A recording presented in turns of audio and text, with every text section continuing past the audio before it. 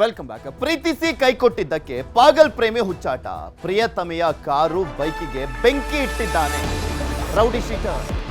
ಓಂ ಚಿತ್ರದ ಸ್ಟೈಲ್ನಲ್ಲಿ ಕಾರಿಗೆ ಬೆಂಕಿ ಹಚ್ಚಿದ್ದಾನೆ ರಾಹುಲ್ ಅನ್ನುವಂಥ ರೌಡಿ ಶೀಟರ್.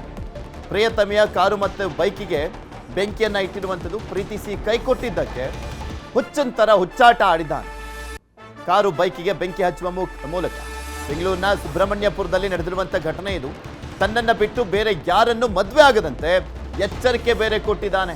ಯುವತಿ ಪೋಷಕರಿಗೆ ಬೆದರಿಕೆಯನ್ನ ಹಾಕಿರುವಂಥದ್ದು ರೌಡಿ ಶೀಟರ್. ಹನುಮಂತನಗರ ಠಾಣಾ ರೌಡಿ ಶೀಟರ್ ರಾಹುಲ್ ಈತನ ಮೇಲೆ ಕೊಲೆ ಯತ್ನ ಸೇರಿದಂತೆ 18 ಕೇಸ್ಗಳಿದ್ದಾವೆ.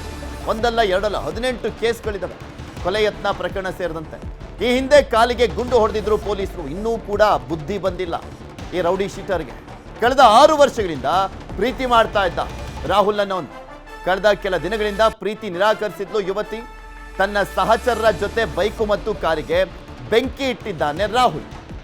ಪೊಲೀಸರು ಯಾವ ರೀತಿಯ ಕ್ರಮ ಕೈಗೊಳ್ತಾರೆ, ಅವನಿಗೆ ಮತ್ತೆ ಬುದ್ಧಿಯನ್ನ ಕಲಿಸ್ತಾರೆ, ಕಾದ್ ನೋಡ್ಬೇಕು. ಯಾಕೆಂದ್ರೆ ಈ ಹಿಂದೆ ಒಂದ್ಸಲಿ ಕಾಲಿಗೆ ಗುಂಡು ಹೊಡೆದಿದ್ದಾರೆ.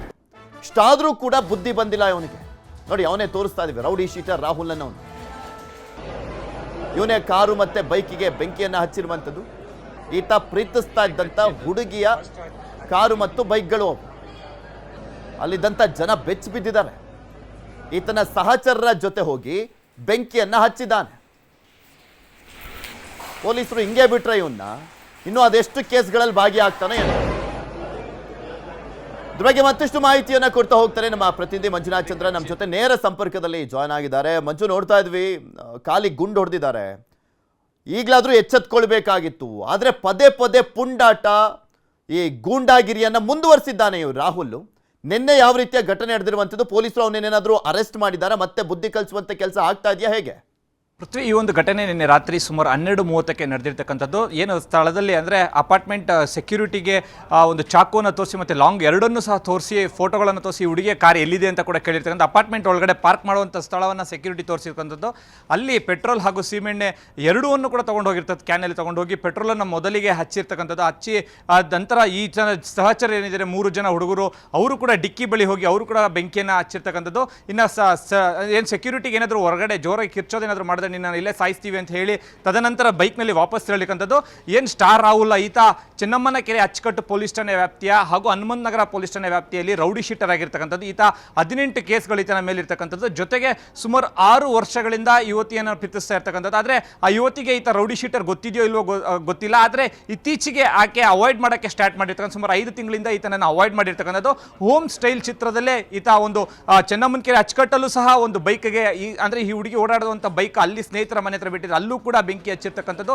ಅದೇ ರೀತಿಯಾಗಿ ಏನೊಂದು ಸುಬ್ರಹ್ಮಣ್ಯಪುರ ಏನು ಪೊಲೀಸ್ ಠಾಣೆ ವ್ಯಾಪ್ತಿಯಲ್ಲಿ ಒಂದು ಖಾಸಗಿ ಅಪಾರ್ಟ್ಮೆಂಟ್ ಇದೆ, ಅಲ್ಲೂ ಕೂಡ ಒಳಗಡೆ ಹೋಗಿ ಒಂದು ಬೆಂಕಿಯನ್ನು ಹಚ್ಚಿರ್ತಕ್ಕಂಥ. ಸದ್ಯಕ್ಕೆ ಅಕ್ಕಪಕ್ಕದ ನಿವಾಸಿಗಳಿಗೆ ದಟ್ಟವಾದ ಹೊಗೆ ಬಂದಾಗ ಏನಾಗ್ತಿದೆ ಅಥವಾ ಏನಾದರೂ ಶಾರ್ಟ್ ಸರ್ಕ್ಯೂಟ್ ಆಗಿದೆ ಅಂತ ಹೇಳಿ ಅಲ್ಲಿಂದ ಹೊರಗಡೆ ಬಂದು ನೋಡಿದಾಗ ಕಾರು ಕಂಪ್ಲೀಟ್ ಆಗಿ ಫೈರ್ ಆಗಿರ್ತಕ್ಕಂಥದ್ದು.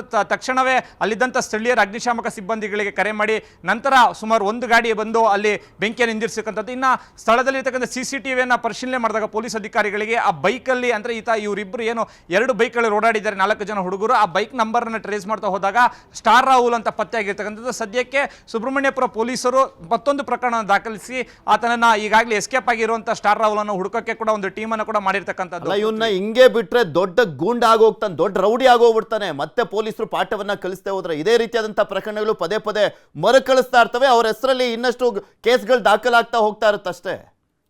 ಖಂಡಿತವಾಗ್ಲೂ ಪೃಥ್ವಿ, ಯಾಕೆಂತ ಹೇಳಿದ್ರೆ ಹನುಮಂತ ನಗರ ಆಯಿತು, ಇನ್ನು ಈತನ ಮೇಲೆ 18 ಕೇಸ್ ಅಂದರೆ ಇನ್ನು ಗಿರಿನಗರದಲ್ಲಿ ಇದೇ ರೀತಿಯಾಗಿ ಒಬ್ಬ ಎಸ್ಕೇಪ್ ಕಾರ್ತಿಕ್ ಅಂತ ಕೂಡ ಇದ್ದ, ಆತನ ಮೇಲೆ 21-22 ಕೇಸ್ಗಳಿತ್ತು.